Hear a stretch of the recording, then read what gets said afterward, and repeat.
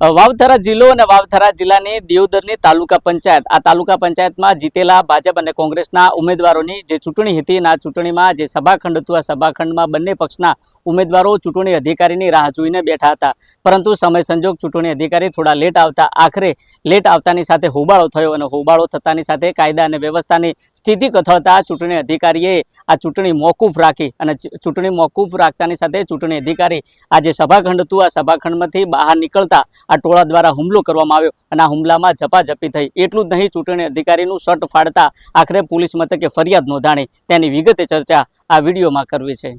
વૈષ્ણવજન તો તેને કહીએ જે પીડ પરાઈ જાનાને રે।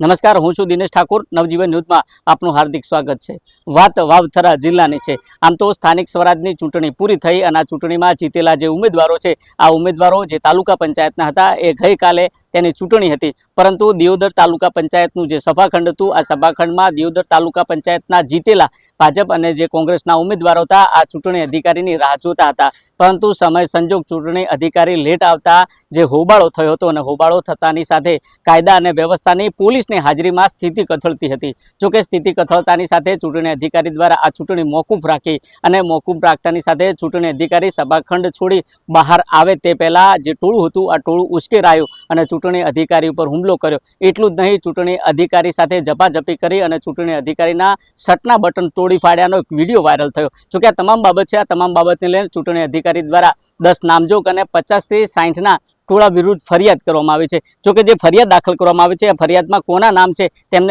તે તમને જણાવવાનો પ્રયાસ કરીશું। પ્રથમ નંબરે ગિરિરાજસિંહ માનસિંહ વાઘેલા, બીજા નંબરે સિદ્ધરાજસિંહ માધુસિંહ ચૌહાણ, ત્રીજા નંબરે દશરથસિંહ માધુસિંહ ચૌહાણ, ચોથા નંબરે દિલીપભાઈ બાબુભાઈ જોશી, પાંચમા નંબરમાં વિજયભાઈ હરગોવનભાઈ જોશી, છઠ્ઠા નંબરમાં કનુભાઈ પરખાભાઈ માળી, સાતમા નંબરમાં જક્ષી હકાજી વાઘેલા, આઠમા નંબરના મનુજી વિહાજી ઠાકોર, નવમા નંબરના સચિનભાઈ સુરેશભાઈ ભાટી અને 10મા નંબરના દશરથભાઈ પ્રભુભાઈ પ્રજાપતિ। આ 10 નામજોગ ફરિયાદ કરવામાં આવી છે અને 50 થી 60નું જે ટોળું હતું આ ટોળા ઉપર ફરિયાદ કરવામાં આવી છે। જોકે ફરિયાદમાં ઉલ્લેખ કરવામાં આવે તો જે BNSની જે કલમ છે આ કલમ 109 1 221 115 2 189 1 189 2 અને 190 અને 191 આ મુજબ ગુનો દાખલ કરવામાં આવે છે। જોકે તમામ બાબતને લઈને કોંગ્રેસના જિલ્લા પ્રમુખ ગુલાબસિંહ રાજપૂત શું કહી રહ્યા છે તે પણ તમે સાંભળો। આજે દિયોદર પોલીસ દ્વારા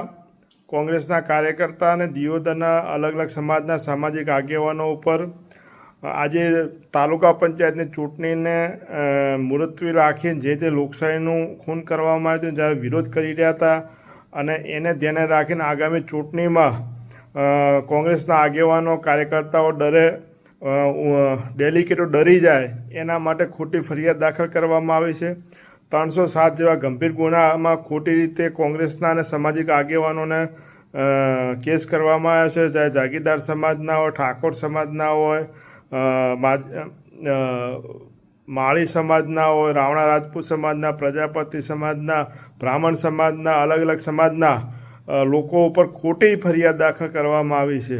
કોઈ જાતની મારામારી નથી થઈ, જાનલેવા હુમલો કોને કહેવાય કદાચ પોલીસને ખ્યાલ છે, પણ તેમ છતાં એક રાજકીય દબાણની અંદર આજે જેમ ચૂંટણી મુલતવી રાખી એવી રીતે લોકશાહીનું ખૂન તો કર્યું, પણ આજે કાયદાઓનું પણ ખૂન કરીને આજે કોંગ્રેસના અને સામાજિક આગેવાનો ઉપર ખોટી ફરિયાદ કરી રહ્યા છે।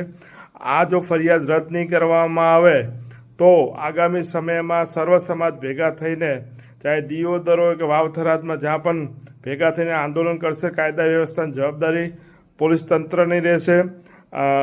એક તો લોકશાહીનો હત્યા કરીને હવે સાથે કાયદાઓની પણ હત્યા કરી રહ્યા છો। પોલીસ તંત્ર માત્ર હાલ દેખીએ તો ભાજપની કઠપૂતળી થઈને અત્યારે જિલ્લામાં કામ કરી રહ્યું હોય એ દેખાઈ આવે છે અને અમે આનો સખત વિરોધ કરીએ છીએ। તમે જેટલી પણ ફરિયાદો કરવી હોય કરી લો, પણ દિયોદર તાલુકા પંચાયતની બોડી કોંગ્રેસ પાર્ટીની બનવાની છે।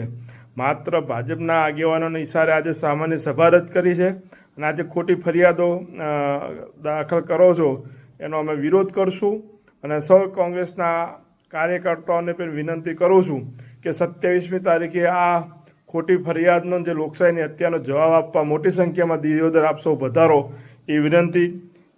જય સંવિધાન.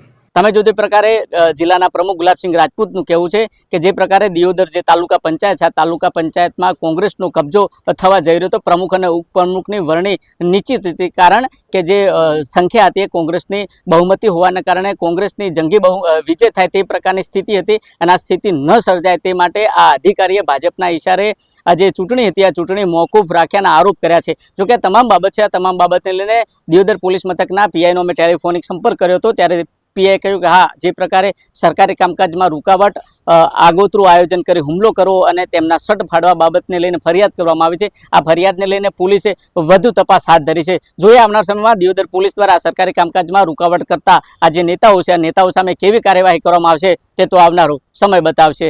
દિનેશ ઠાકોર, નવજીવન ન્યૂઝ, વાવ, થરાદ.